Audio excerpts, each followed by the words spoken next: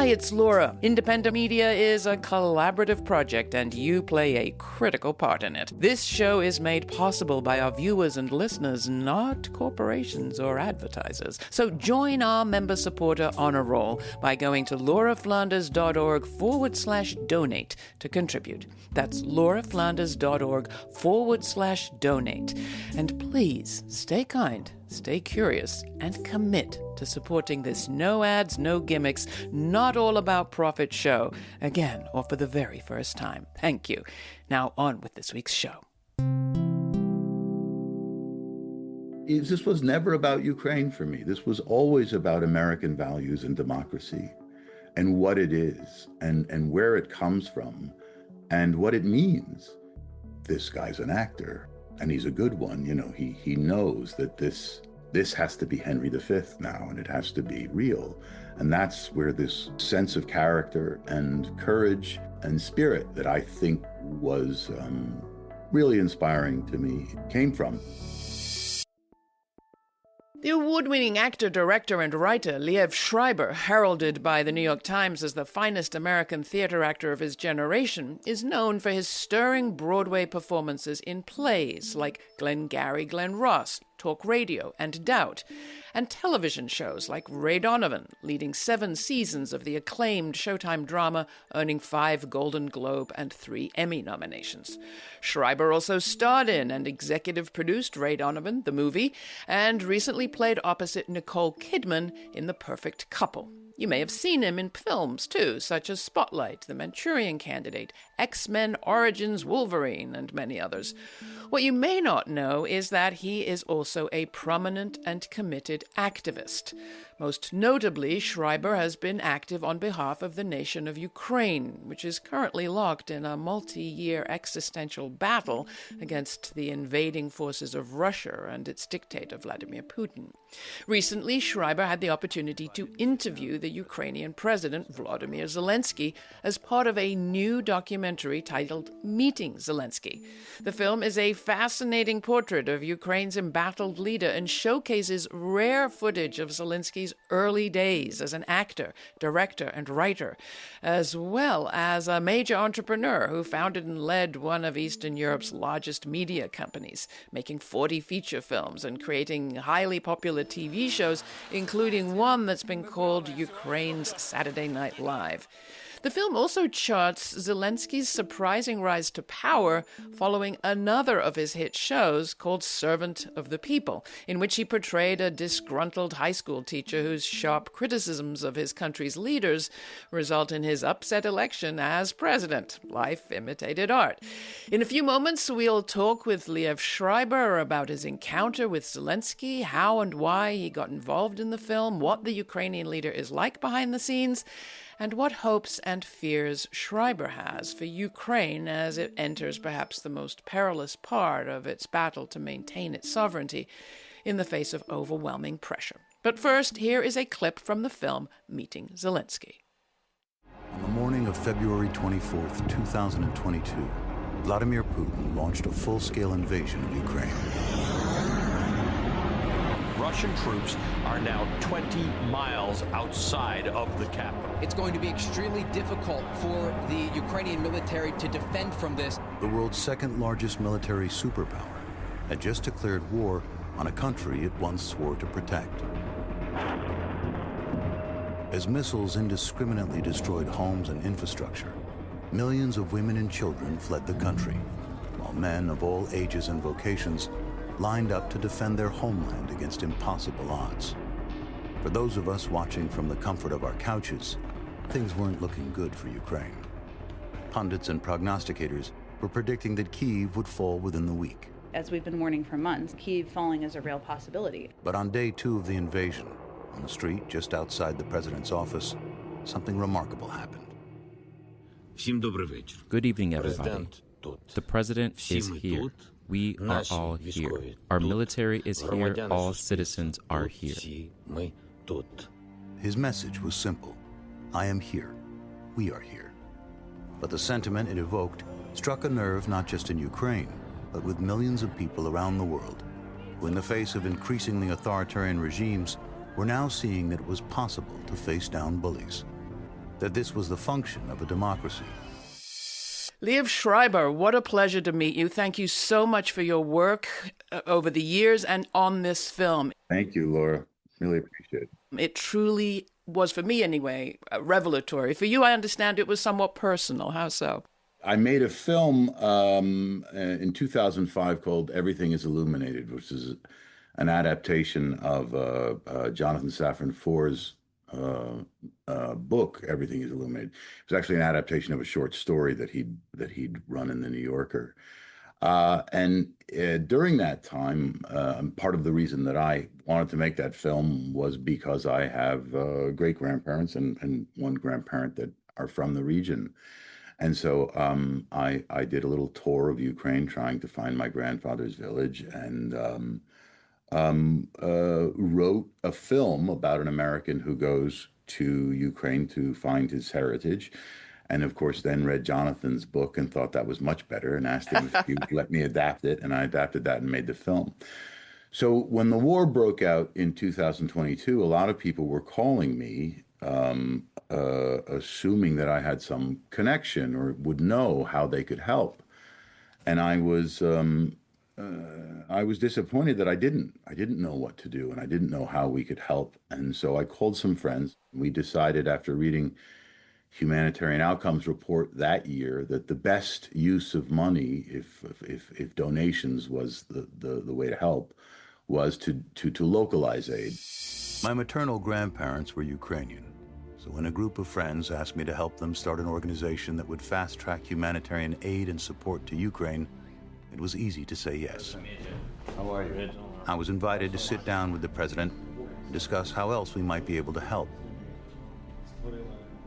After our first meeting, the actor in me couldn't help but wonder if the actor in him hadn't played some small role in his extraordinary response to Putin's aggression. Who was this former comedian from a small steel town in southern Ukraine who seemed so ready and willing to face down impossible odds? What were the elements that shaped him, and how had he and his fellow Ukrainians risen to meet this incredible moment? When the opportunity arose to speak with him at length, I jumped at it. You've mentioned this idea of him as an actor, but what else were you curious about as you prepared to meet with him for this extended conversation on camera? I don't want to diminish this president to just being an actor, but given the chance, I want to promote actors here a little bit. But I mean, we had very set kind of stereotypes of who he was in the U.S., or maybe we didn't even have enough information to have a very good stereotype. But certainly it does seem as if, we in the U.S. and maybe Putin and certainly people in the White House might have had Zelenskyy wrong, thinking he was, quote unquote, just an actor, just a comedian, elected kind of by chance. I guess that's, a good actor is so much more than a performer. A good actor is someone who is able to see a narrative, and that if you're doing your part properly, you're filling in a small piece of a larger element. Performance is really not about you at all. It's an idea for the audience that ultimately returns something to themselves. And that's what I think a great actor does. And if you, after I, spent some time researching President Zelensky's work and what he accomplished, not just as an actor, but as a social satirist, a comedian, a writer, a producer, and then ultimately the head of a very large media company that was creating content for Ukrainians, specifically for Ukraine. His skills were extraordinary. So you can see why you, as you put it, jumped at the chance to make a film that involved you sitting with him closely and talking over time. Here's another clip from meeting Zelenskyy. From what I read about your city, it was kind of a tough place, that there was a component of it that was dangerous. There were gangs there, and that it was important that you had to develop a kind of toughness there to survive. Was that true? Yes, there were a lot of gangs. It was very simple. You had to defend yourself every day. I watched many films and read a lot. Thanks to this and my family, I had a way with words. To defend yourself, you need to be able to speak well. I got out of many situations because I could speak well. My opponents very often couldn't talk, but they listened. There is a stark moment where we see in this footage from your film, meeting Zelenskyy, how brave he was. Even as he's saying, we didn't know how brave we were because nobody had done this before. He was brave. Is there a particular instance of that stands out to you? Because you bring us some startling ones in the film. I think my favorite footage in the film is the interview with the First Lady and how candid she was about how upset she was with him, first of all, for running for president, and secondly, for what they would have to endure once Russia invaded. But her support and her strength and their courage as a couple and their openness in this documentary, particularly her vulnerability to show her humanity in those really, really terrifying moments. I mean, at the point that I'd interviewed her, I think there had been 12 assassination attempts on the president, who jokes about them, but they were all very serious assassination attempts. It's just extraordinary to see how a human beings stand up to tyranny. And for me, as someone who had spent the past 8 years of my life on a television show with two, at that time, two, now three young children, I wanted them, this was never about Ukraine for me. This was always about American values and democracy and what it is and where it comes from and what it means. And I don't think that those values and those principles are on display anywhere more clearly than in Ukraine. So elaborate on that a little. You indicated that. This is Laura Flanders and Friends. Laura's guest is award-winning actor, director, and writer Liev Schreiber. He recently released Meeting Zelenskyy, a feature documentary in which he sits down with Ukraine's embattled president and learns about his history as an actor and satirist before running for office. Coming up, what it takes to face down bullies and what Schreiber's learned from his time in Ukraine.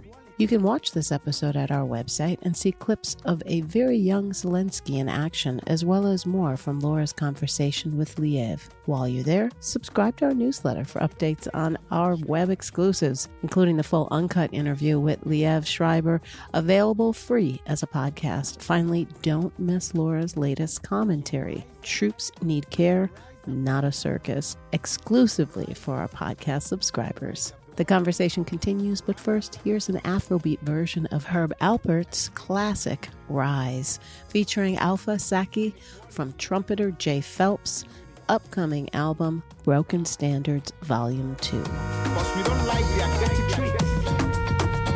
If we rise together, we'll build those bricks. Rise up.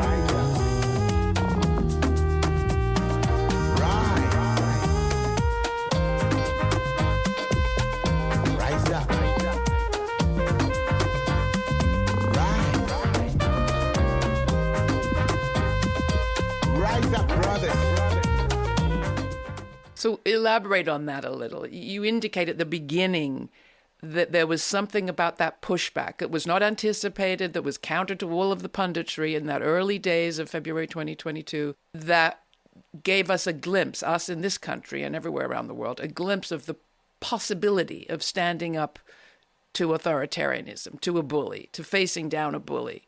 And I couldn't help but think that that was a message to us in the U.S. Absolutely.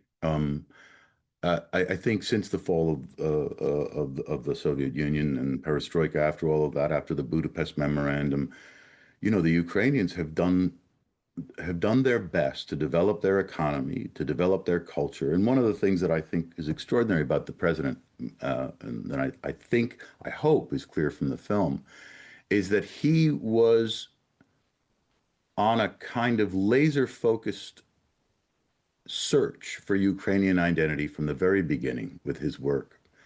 And I think that satirical sense, that satire and that politically driven comedy that he was interested in doing, which was really poking at authoritarianism and tyranny, was not only dangerous, but because it was so brilliant and funny, very successful. And it gave Ukrainians a sense of confidence in themselves, in their own culture, in their own language, in their own literature, in their own economy, and in their own politics. And they started to thrive.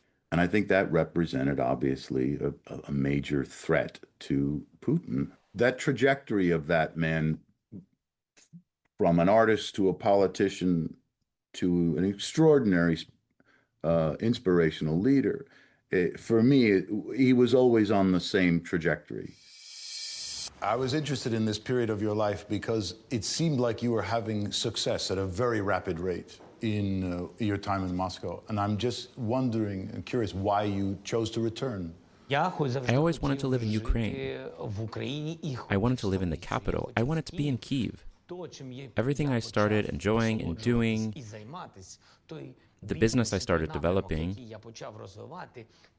TV, film, the stage, the industry was only in Kyiv. So it was the only city I wanted to be in. At that time, in TV and film,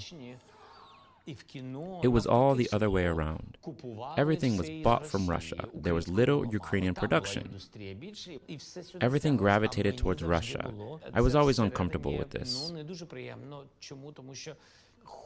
I wanted to develop my own programs, something that instead other countries could buy. The bigger point, sorry, to get back to your question, is how this represents democracy to me. Yeah. And it's the principles that I think built this country. That's the principles this country was founded on, to separate from tyranny, to develop our own political, economic, social structure, language, religion, everything, and to fight for our independence, and to fight for it together as a democracy, as a unified community. It's black and white there. Because our democracy has suffered this kind of polarizing journey of the past 30 years, where it's become a kind of competition, and we've forgotten what our values are, and we've forgotten what our two parties are supposed to stand for. And the fact that there could be more if we needed them or if we wanted them, is something that I think when people look at the film, and I think that people will look at what's happening in Ukraine, hopefully it reminds them of our own democracy and why we need to respect it and do maintenance on it and be a part of it. That being said, how did you react to that performance in the White House when Donald Trump basically grilled President Zelenskyy, raked him over the coals for all to see in public?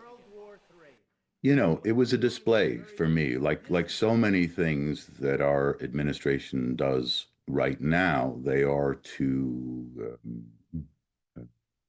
for the base, and they are to consolidate power, and they are to they're a show. I mean, I think that's so much of Trump's background is reality television, and I think he's brought that to the White House. But having said that, I was very impressed with how President Zelenskyy handled himself. He wasn't going to back down from misinformation or disinformation. And the first thing that set him off were the false numbers. And he had to say, I'm sorry, but those numbers are just not correct. And you can't be telling. He understands the influence and the power of a democracy. You can't be telling the people things that aren't true. I would love to reflect on this moment where it seems as if Zelenskyy and his administration and his people have pulled off an extraordinary military feat, one that has involved and required all sorts of ingenuity and creative thinking. I'm talking about Operation Spider's Web, which, as we're speaking, is really just resonating globally as a new model of war. Pilotless smart drones managed to make attacks deep inside Russia without the kind of massive technology we think of, but instead with nimble, creative, smart weapons. I don't know what the future holds, but this does seem to be an extraordinary moment. I think one only needs to look at how long they've been able to defend their territory and the effective operations that they've had. You know, Spiderweb is an extraordinary example. And the resilience and the tenacity and the strength. And, you know, it's one of those things that you can't help but sort of see in these kind of archetypal ways that Very David and Goliath. yeah, but it's the strength of truth, and that from the beginning I felt that I've always felt optimistic about this because they are on the side of truth, and that's the kind of thing that you can cover briefly, but it always comes out. It always surfaces. And it's also the kind of thing that builds morale, it builds courage, it builds principle. And I think that they have that on their side, where the Russian military is struggling. And to be honest, from my perspective and my visits and my time there, you know, they were on the ropes. It should be remembered that there are continuing attacks by the Russians on infrastructure, on domestic facilities of healthcare and culture and education, you name it. The situation isn't rosy. You talked about the humanitarian work you were doing at the beginning. Where does that stand now, even as we talk about the overused word, but resilience of the Ukrainian people? The need for humanitarian aid is really essential, especially in vulnerable communities.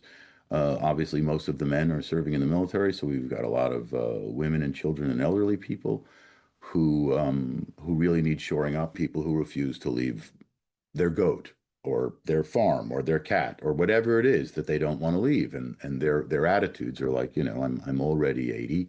Well, I don't care if they drop a missile on my head at this point. I'm not going anywhere.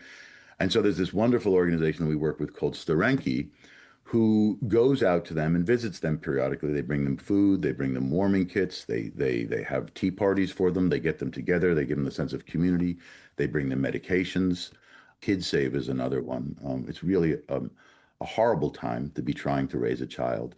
KidSave also runs several orphanages in Ukraine, but they also have these activities for parents and children. They educate children on mines and IEDs to keep them safe. They give them safety backpacks. They have activities and ways to get them together because obviously many of the schools and a lot of the infrastructure has been destroyed. So most kids are learning online, but KidSafe makes an effort to have these kids come together and give them some sense of community.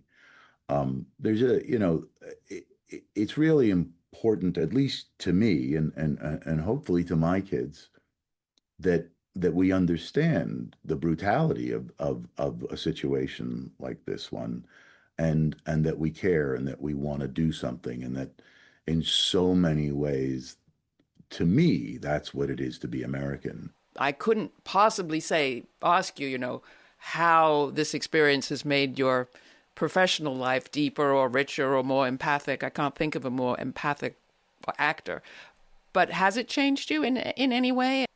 Jolanta Prashalik is a woman who runs an orchestra in Lviv. And I asked Jolanta, I said, if you could say anything to Americans who are thinking about supporting Ukraine, what would you say? She looks into the corner of the room, and then I can see tears welling in her eyes. And she says, well, in Ukrainian, she says, if the war hasn't moved them, I really don't know what to say to them. All I know is to tell them to hold the people that they love close to them. And it just knocked me over the how perfectly stated that was, that this was a person who was in an existential situation, and in an existential situation, all that really matters is love. Liev Schreiber, thank you so much. The film is Meeting Zelenskyy. We'll close with President Zelensky's own thoughts on freedom. Here's another clip from Meeting Zelenskyy. No matter how much I love the United States, which I have visited many times, it's very cool. The people are cool and very free, very democratic. But I will never be as free as the American people, who live there and are free there. My place is here. I was born here. I feel it. I think we are fighting for this, for the place where we were born. We just want to be here and stay here. This is freedom, to be where you want to be. There's something beautiful in what you just said. I wish you all the luck, and it was a real honor to speak to you. Thank you, Mr. President. Дуже дякую. Дякую вам за все. Щиро дякую. The following commentary is going to mention suicide. There is help. The national hotline number is 988, and it's free. Not so long ago, Donald Trump compared the war in Ukraine to a playground battle between kids, to which President Zelenskyy replied, "We are not kids in a playground." But President Putin is a murderer, killing kids. President Putin, of course, is not killing anyone himself. He's sending others to do it, the conscripted children of terrified parents. And battlefield reports are replete with stories of soldier suicide at the front.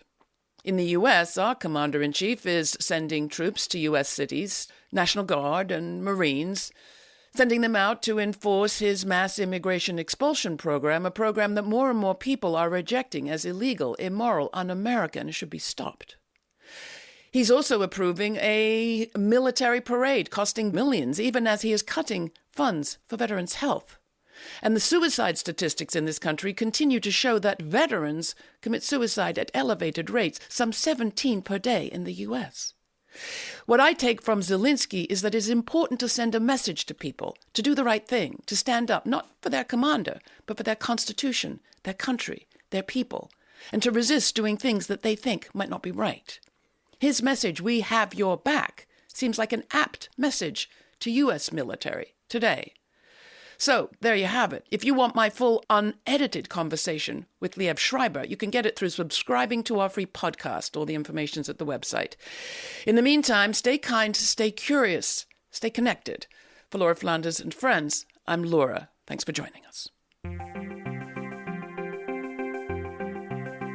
For more information on this episode, check out our show notes posted for free at patreon.com/Laura Flanders and Friends. And we invite you to subscribe to our YouTube channel to watch the premiere of each week's show and chat in real time with Laura. The premiere now airs on Fridays at 5 p.m. Eastern. Thanks to our member supporters, this show remains free to millions on public TV, community radio, and as a podcast. Not a member yet? Make a one-time donation or make it monthly at lauraflanders.org.